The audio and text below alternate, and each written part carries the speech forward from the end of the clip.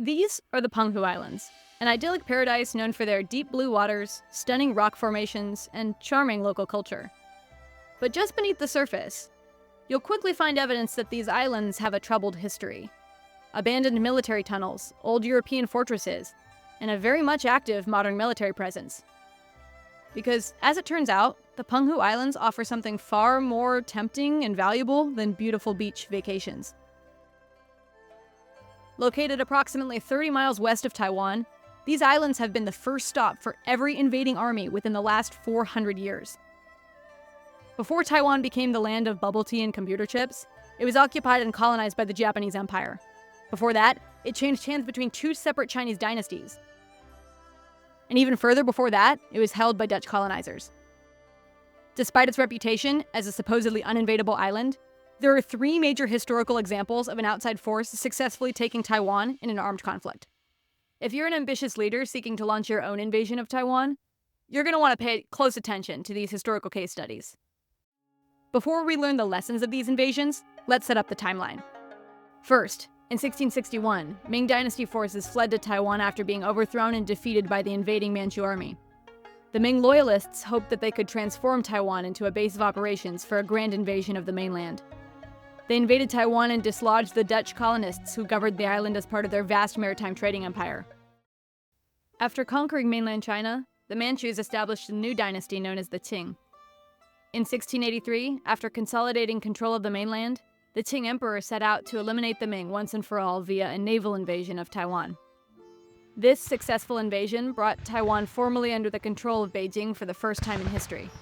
But Qing rule of Taiwan was not to last. Third, in 1895, Imperial Japan took Taiwan from the Qing dynasty after defeating China in the First Sino-Japanese War. Unwilling to be signed away without their consent, political elites in Taiwan would declare their independence and fight the Japanese in a campaign of independent armed resistance. With that in mind, enjoy this crash course on how to invade Taiwan. Lesson 1.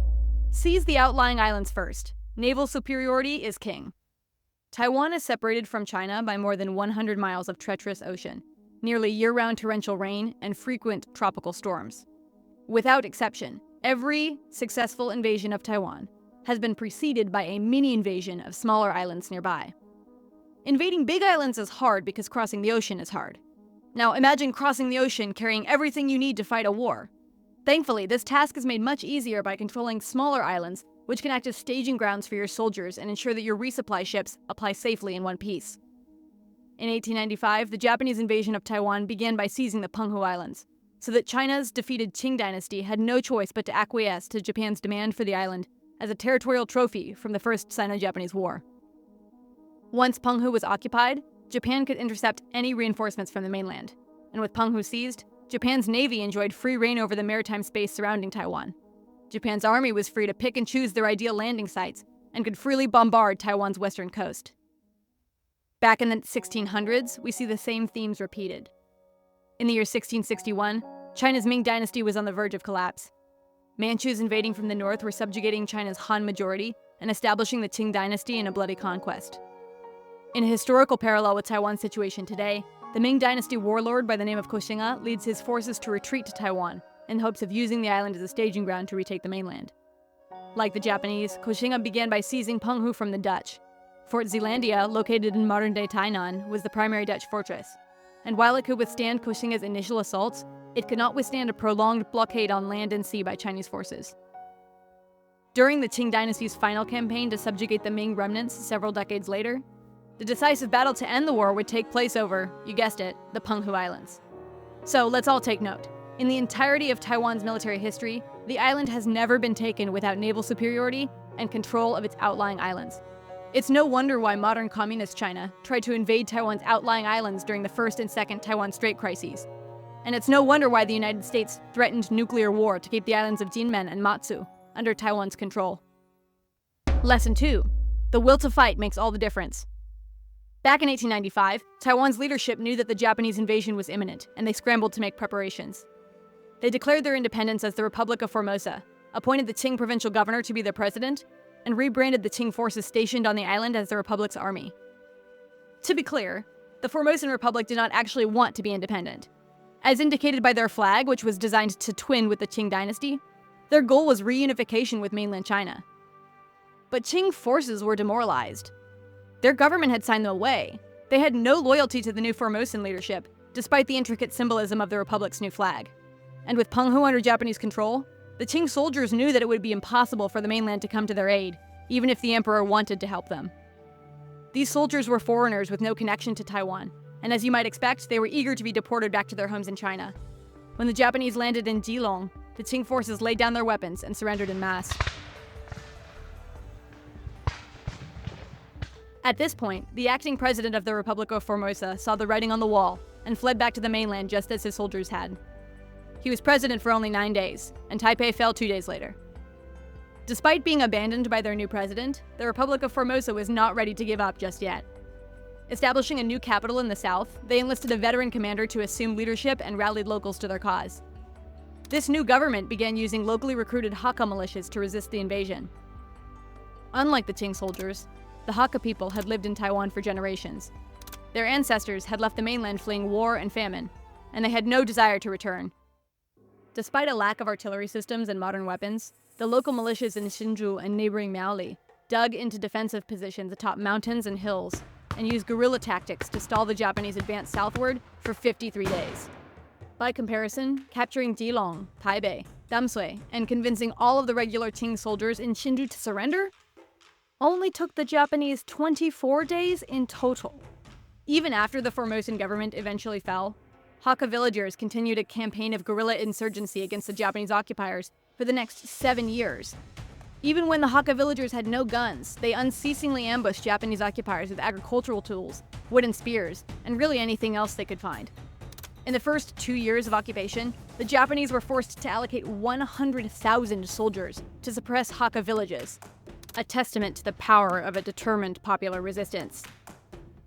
Similarly, in the 1600s, the Dutch, known as red-haired monkeys by Taiwan's frustrated Han population, were not popular rulers.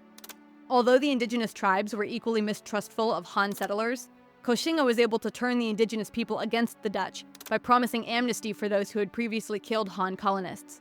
The indigenous people gladly accepted. They were reportedly excited to be freed from forced Christian schooling that the Dutch required them to attend. Deprived of access to reinforcements and facing an uprising from the indigenous population, the Dutch decided that their remaining colonies on Taiwan were untenable and withdrew from the island in 1668. Across these historical examples, whether Taiwan is an invadable island or not has always depended very much on the willingness of its inhabitants to fight. Lesson 3. Technology is necessary but not sufficient. In each era, the balance of military technology has played a massive role in determining how an invasion might unfold. In 1895, Japanese troops were equipped with state-of-the-art mobile artillery guns, modern bolt-action rifles, and machine guns. The Taiwanese resistance forces, meanwhile, were often forced to resort to clunky antique cannons, obsolete black powder firearms, and a variety of archaic weapons like swords, bows, and spears.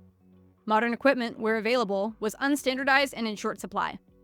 In nearly every single pitched battle, Japanese forces would inflict disproportionate casualties among the Formosan defenders, while suffering only a few losses of their own. While guerrilla warfare by Hakka militias would greatly hinder the Japanese occupation, the technological imbalance between the Imperial Japanese Army and the largely demoralized Qing forces meant that the invasion itself was a largely one-sided conflict. In the 1600s, however, the difference between Ming China and their Dutch opponents was far less pronounced. Chinese ships regularly achieved victories against their Dutch counterparts throughout Sino-Dutch conflicts of the 17th century, and the cannons that Koxinga's army brought to Taiwan were highly regarded by contemporary European historians.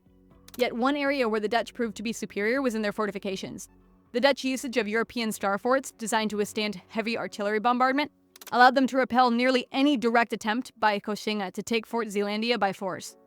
Despite the fact that Koxinga's forces outnumbered the Dutch 20-1, he was unable to take the fort by direct assault. This forced the battle to enter a protracted state of siege, where hunger, disease, and parasites would punish both sides regardless of their technological prowess, eventually forcing the Dutch to surrender. Lesson 4. Beware the non-human enemy. Regardless of the time period, Taiwan's geographic conditions have always presented a uniquely challenging environment for any invading army. After Japan's decisive victories against the Formosan resistance in the fall of 1895, their leaders decided that it would be a perfect time to pause their advance so that their troops could rest. Unfortunately, Taiwan's geography made the decision to wait a dangerous one. September in Taiwan is brutally hot. The days are punctuated by torrential rain and occasional typhoons. Japanese troops resting in the abandoned city of Zhanghua found themselves surrounded by hundreds of corpses nestled in the mountains around them. The Japanese were aware that poor sanitation could be deadly. After capturing the Penghu Islands in March, an outbreak of cholera killed 1,500 Japanese soldiers. So they knew they needed to move fast to bury the dead in Zhanghua. But it took far longer than they expected. The Japanese spent a week retrieving corpses and digging mass graves. As they dug, rainwater washed over the decomposing bodies and pooled inside the city, mixing with puddles of raw sewage which stubbornly refused to drain. As you might expect, there was soon a huge outbreak of disease. Malaria spread like wildfire, killing 2,000 Japanese soldiers, which is 100 times as many as were killed actually fighting the insurgents in the Battle of Zhanghua. Within 1 month, half of the original Japanese invasion force was incapacitated by disease. Over the course of the war, thousands of Japanese occupiers died, and tens of thousands became so sick that they had to be sent back to Japan for treatment. Similarly, out of Koxinga's initial invasion force of 25,000 men, it's estimated that roughly half died of disease after landing in Taiwan. Even after the Dutch surrendered, Koxinga would despair at the lack of rice for his men after capturing lucrative stockpiles of Dutch treasures. If you look at Taiwan from space, it's easy to see why these challenges present themselves. The island's terrain is covered by mountains, jungle, and dense urban sprawl. Remember, America's World War II generals preferred to nuke the Japanese homeland rather than open such a huge can of malaria-infested worms. Or I guess, mosquitoes. Although, if you are interested in the details of the abandoned American invasion plan, you can watch our video about Operation Causeway. Taiwan eliminated malaria in 1965, but diseases like cholera, hepatitis A, dung fever, enterovirus, and roundworm persist.